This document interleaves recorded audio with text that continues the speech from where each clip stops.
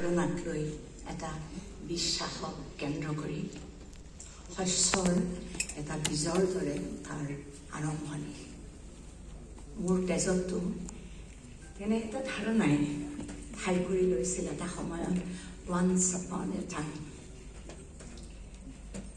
বীজ ৰোপণৰ বাবে মাটি অকণ বিচাৰি পাইছিলোঁ মই ডক্টৰ ইন্দিৰা ৰয়চম গোস্বামী আমাৰ মামণি বাইদেউৰ উপন্যাসত দঁতাল হাতীৰ উঁয়ে খোৱা হাওদাত। মাটি পাই বীজটোৰ অংকুৰণ হ'ল। মোৰ মাজত নিৰন্তৰ সি বাঢ়িবলৈ ল'লে। গিৰিবালা, দুৰ্গা, সৰু গোসাঁনীয়ে মোৰ মাজত অহৰহ অহা যোৱা আৰম্ভ কৰিলে। সেয়েহে আজি আটাইতকৈ কথা কিবা কম বুলি ভাবোঁতে স্মৃতিৰ যিটো বিচিত্ৰ পখিলা উৰি আহি মোৰ মনত পৰিল। স্বাভাৱিকতে সেইটো বাইদেউৰ স্মৃতি। তেওঁৰ স্বভাৱসিদ্ধ আনন্দেৰে উপন্যাসখনৰ ওপৰত ছবি কৰাৰ অনুমতি মোক দিয়াৰ সেই বিশেষ দিনটোৰ স্মৃতি। তাৰো দুবছৰমান পিছতহে আমি সকলো গোট খাইছিলোঁ। মাথো দুটা পাত মেলা সেই বীজটোৰ মোৰ স্ক্ৰিপ্টখনৰ চাৰিওফালে। প্ৰথমতে আহিছিল নয়ন প্ৰসাদ, তাৰপিছত মৃণাল কান্তি, দিগন্ত, সুমন, আহিছিল ইন্দিৰা, তৃষা, ভাগীৰথী, ত্ৰিবেণী আৰু চেতনা। ৰাণীও আহিছিল। তাৰপিছতে আহিছিল ফটিক বৰুৱা, বিষ্ণু তামুলী, চন্দন। শেষত মৰাণৰ পৰা আহিল বিষ্ণুদা, মুম্বাইৰ পৰা তমলদাৰ। পাৰস্পৰিক বিশ্বাসে আমাক টানি আনিছিল আৰু বান্ধি ৰাখিছিল। উৎসৱলৈ আমি প্ৰত্যেকেই নিজৰ নিজৰ সৰঞ্জাম আনিছিলোঁ। কোনোবাই আনিছিল তেওঁৰ প্ৰতিভা, কোনোবাই কাৰিকৰী কৌশল আৰু কোনোবাই শ্ৰম। মই ভাবোঁ মানুহৰ ভিতৰত যেতিয়া সৃষ্টিৰ বাসনা জাগে তাৰ শক্তি দৈত্যৰ দৰে হৈ পৰে কেতিয়াবা। মানুহক সি ঠেলি লৈ ফুৰে, টানে ঠেলি লৈ ফুৰে। আমাৰ ক্ষেত্ৰতো বোধ কৰোঁ তেনে হৈছিল। বহু অসুবিধা, বহু কষ্ট সকলো আওকাণ কৰি নিজৰ নিজৰ কাম সততাৰে কৰিবলৈ, সাধ্য অনুসৰি ভালদৰে কৰিবলৈ আমি দৌৰি ফুৰিছিলোঁ। কেতিয়াবা পুৱাৰ পৰা পুৱালৈ উৎসাহ, উত্তেজনা আছিল অফুৰন্ত। আমাৰ আগ্ৰহ প্ৰথম বৰষুণ পৰা মাটিৰ গোন্ধৰ দৰে বতাহত বিয়পি আছিল অনবৰত।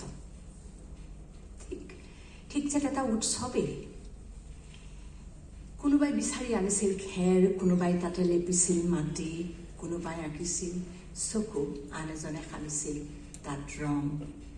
অৱশেষত তাত মোৰ বিশ্বাস মাদ্ৰাজৰ প্ৰসাদ ষ্টুডিঅ'ত প্ৰাণ প্ৰতিষ্ঠা কৰিছিল কোনোবা এটা সস্থিত শ্বেৰদাই তেওঁৰ সংগীতেৰে।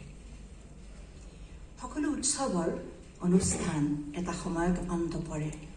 প্ৰেক্ষাগৃহ পোহৰ হয়, লাইটবোৰ জ্বলি উঠি তাৰেই সংকেত দিয়ে। আৰু আমিও আসন ত্যাগ কৰি লাহে লাহে আঁতৰি যাওঁ।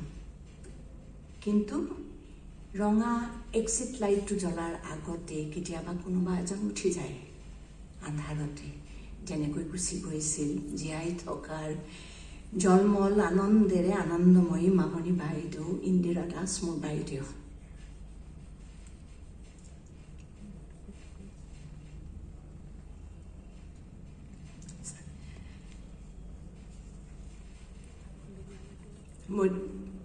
মধ্যবিৰতিৰ আগে আগে আসন এৰিলে মৃণাল কান্তি, চৰি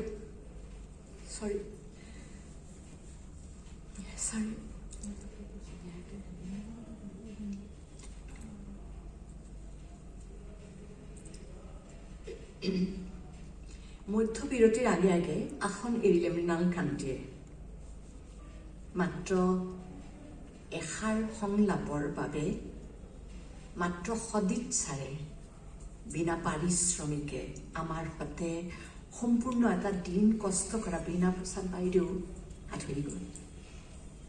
অভিনয় গভীৰভাৱে ভাল পোৱা ভাল মানুহ তমন্তৰ গুচি গ'ল। আৰু গ'ল বংশীদা, অনুপ গোস্বামী, অনুপম কুমাৰ, আৰু গুচি গ'ল সংগীতৰ মন্ত্ৰেৰে অদাৰ্যৰ প্ৰাণ প্ৰতিষ্ঠা কৰা পুৰোহিত শ্বেৰ চৌধুৰী। এইটো সত্য, নিৰ্ভেজাল সততাৰে আমি সকলোৱে মিলি চেষ্টা কৰিছিলোঁ কিবা এটা নিখুঁত সৃষ্টি কৰিবলৈ।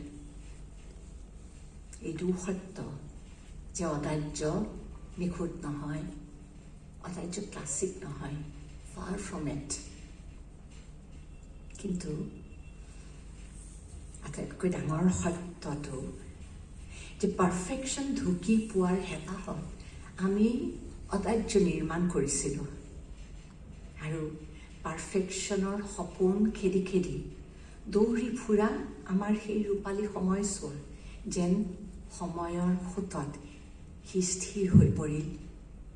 আৰু এতিয়া মোৰ বিশ্বাস আমাৰ প্ৰত্যেকৰে অদাৰ্য পৰিয়ালৰ প্ৰত্যেকৰে ভিতৰত সি স্পৰ্শ কৰিব নোৱাৰা, শব্দত বন্দী কৰিব নোৱাৰা স্মৃতিৰ বিৰল একোটা মুকুতা। আৰু 25 বছৰ পিছত মই নাথাকোঁ, আমি বহুতেই নাথাকোঁ, কিন্তু অদাৰ্য চাবলৈ তেতিয়াও কোনোবা আহিব, আমাৰ নাতি নাতিনীবোৰ, আনকি তেওঁলোক যিবোৰ এতিয়া কেৱল আমাৰ ইচ্ছাত আছে, তেওঁলোক আহিব, ইয়াত গোট খাব। তাৰ বাবে মোৰ বহুত আশা, অলপ বিশ্বাস আৰু সময়ক এটা সৰু প্ৰাৰ্থনা। ধন্যবাদ।